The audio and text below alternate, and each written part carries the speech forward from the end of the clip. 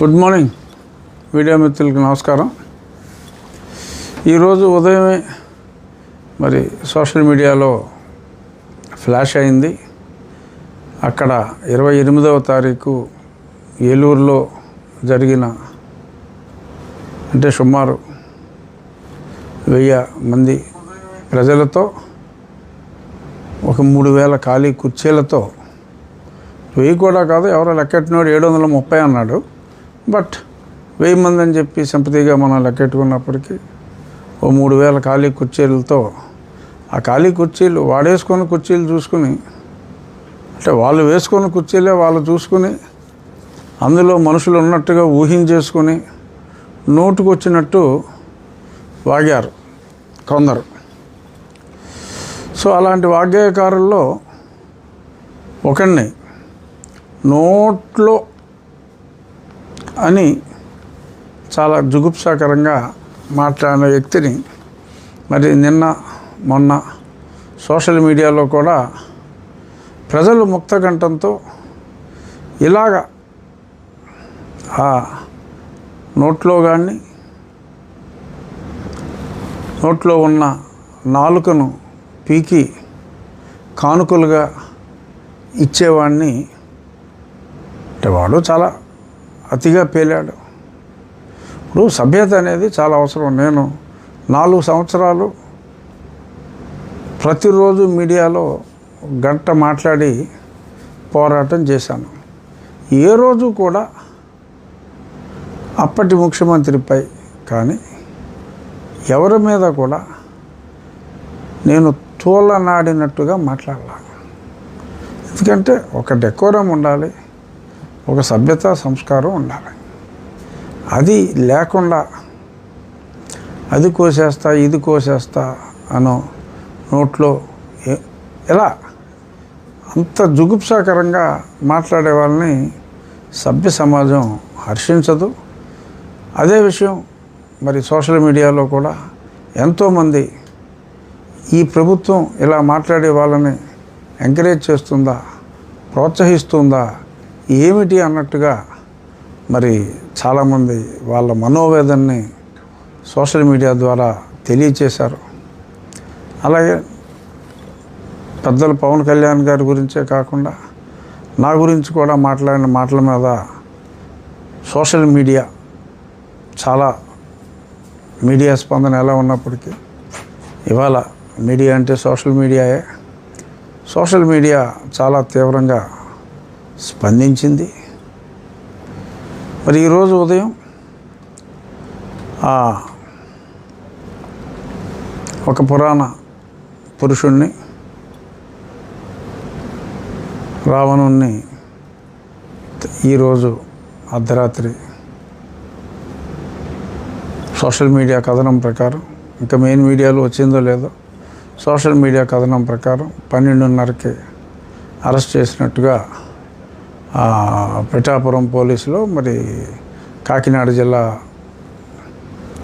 మరి అక్కడి నుంచి అరెస్ట్ చేసినట్టుగా తెలిసింది. ఖచ్చితంగా ఇది ఎట్టకేలకు ఆహ్వానించదగిన పరిణామం. చాలా సంతోషంగా ఉంది. కనీసం పవన్ కళ్యాణ్ గారి విషయంలో మరి కూటమిలో అతి ముఖ్య నాయకుడు ఆయన, మరి ఆయన్నే అంత దారుణంగా పరిహసిస్తూ ఈ జడకుమారుడు కూడా మరి డిగ్రీ క్వాలిఫికేషనా, మరి అలా అనుకుంటే డబుల్ PhD చేసిన వాళ్ళే ముఖ్యమంత్రులుగా ఉండాలని మరి అతని ఉద్దేశం. అతను ఏదో మేజిస్ట్రేట్ పరీక్ష పాస్ అయ్యాడంట, అందుకని అతనికి డిప్యూటీ సీఎం ఇవ్వాలి.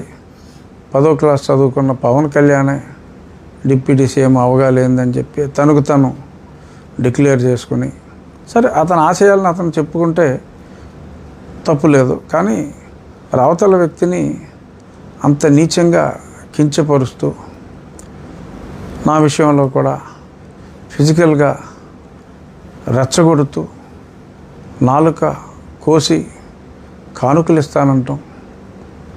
సమాధి రెడీగా ఉంది, ఖబర్దార్ అంటాం. అలాగే దేశంలో ఉన్న చట్టాలని వైలేట్ చేయండి, నేను మీకు అనుమతిస్తున్నాను అని చెప్పి ఇష్టం వచ్చినట్టుగా రెచ్చగొడుతున్నట్టుగా మాట్లాడటం. మరి ఇవన్నీ దేనికి సంకేతం? ఇవి చూస్తూ భరించే మంచి మనసు ఎంత మంచి ప్రభుత్వం అయినా కూడా ఉండదు. జడ శ్రావణ్ కుమార్ గారు దేనికైనా శిశుపాలుడైనా మరి 100 తప్పుల వరకే భగవంతుడైన శ్రీకృష్ణుడు క్షమించాడు. మరి మిమ్మల్ని ఇంకా ఈ ప్రభుత్వం మన్నిస్తుంది అనుకోవటం పొరపాటు. మీ శిశుపాలుడు లిమిట్ మీరు ఆల్రెడీ క్రాస్ అయిపోయారు. నేను చెప్పాను, శ్రావణ్ కుమార్ గారు మాట్లాడిన చెత్త మీద నేనైతే కంప్లైంట్ ఇవ్వను. నా అభిమానులు ఎవరైనా ఇస్తే ఇచ్చిన పిదప ఈ ప్రభుత్వంలోని పోలీసు విభాగం ఒకవేళ చర్యలు తీసుకుంటే చాలా సంతోషిస్తానని నేను చెప్పడం జరిగింది. నాకున్న సమాచారం మేరకు నా నియోజకవర్గంలోనే కాకుండా సంఘటన ఏలూరులో జరిగింది కాబట్టి ఏలూరులో కూడా ఎవరో అక్కడ కంప్లైంట్ ఇచ్చినట్టుగా ఎఫ్ఐఆర్ అయినట్టుగా నాకు తెలిసింది. నా అభిమాని ఒక అతను నాకు ఫోన్ చేసి ఇలాగ సంఘటన ఇక్కడ జరిగింది కాబట్టి నేను ఇక్కడ కంప్లైంట్ ఇచ్చాను రాజుగారు, ఎఫ్ఐఆర్ అయింది అని చెప్పాడు ఆయన. ఈరోజు ఉదయం నాకు ఏలూరు నుంచి ఫోన్ చేసి మరి ఎఫ్ఐఆర్ కాపీ ఇంకా రాలేదు, అఫీషియల్గా న్యూస్ రావచ్చు.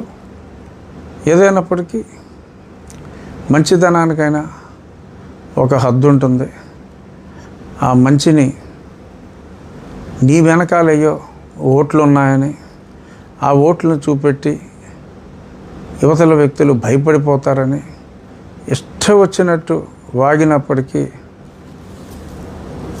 నాలిక కట్ చేస్తారన్న భయంతో నోరు మూసుకుని కూర్చుంటారని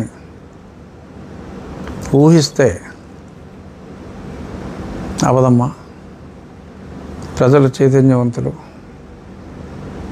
భయపడరు. ఒక లెవెల్ వరకే ఎందుకులే అనే మత సామరస్యంతో ఊరుకుంటారు. కానీ ఇలా దాడి చేసే విధంగా వచ్చి వ్యక్తిగత హననానికి పాలుపడి ఈ రకంగా మనిషినే లేపేసే విధంగా మాట్లాడితే క్షమించరమ్మా. ఖచ్చితంగా ఈరోజు చట్టం తన పని తను చేసుకునే ప్రక్రియలో ప్రజలందరూ ఎంతో అభిమానించే పవన్ కళ్యాణ్ గారికి ఒక రకంగా స్వాంతన కోర్స్ కలిగించే దిశగా కనీసం పోలీసు యంత్రాంగం ముందుకొచ్చినందుకు సంతోషిస్తూ మరి డిప్యూటీ సీఎం గారికి జరిగిన న్యాయం ఈ ప్రభుత్వంలోని పోలీస్ శాఖ డిప్యూటీ స్పీకర్ విషయంలో కూడా తీసుకుంటుందని చెప్పి నేను ఆశిస్తున్నాను. ఇతన్ని కూడా మరి సూటు టైతోటి అరెస్ట్ చేస్తారా, మరి సూట్ లేకుండా అరెస్ట్ చేస్తారో నాకు తెలీదు. కానీ ఖచ్చితంగా అరెస్ట్ చేయాలి అని, ఎందుకంటే ఆ సెక్షన్స్ కూడా నాన్ బెయిలబుల్ సెక్షన్సే, ఖచ్చితంగా అరెస్ట్ చేయాలని నేను డిమాండ్ చేస్తున్నాను. నేను మాట్లాడింది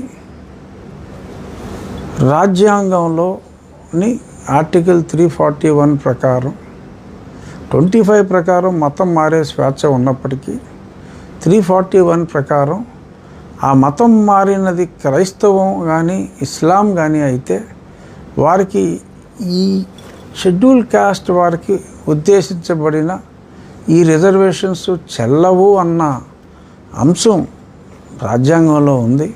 సుప్రీంకోర్టు దాన్నే రీఇటరేట్ చేసింది మళ్ళీ మొన్న అని చెప్తే, రాజ్యాంగ పదవిలో ఉన్న నేను రాజ్యాంగంలో ఉన్న ఆ అంశాన్ని మాట్లాడితే నా నాలుక కోసి నా సమాధి సిద్ధం చేసి వారి మనుషులతో నా సమాధి పూర్తి చేస్తాను అంటే, మరి సజీవ సమాధా లేకపోతే నిర్జీవ సమాధో నాకు తెలియదు, కానీ నాకు సమాధి కడతాను అని ఒక వ్యక్తి బరి తెగించి మాట్లాడితే అతనిపై చర్యలు తీసుకోలేని పరిస్థితుల్లో ప్రభుత్వం ఉంటే అంతకు మించిన దుస్థితి ఏ రాష్ట్రంలోనూ ఉండదు.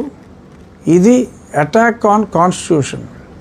రాజ్యాంగబద్ధ పదవిలో ఉన్న నన్ను రాజ్యాంగం గురించి మాట్లాడితే నాలుగు కోసి సమాధి చేస్తాను అని చెప్పిన తర్వాత కూడా చర్యలు తీసుకోకపోతే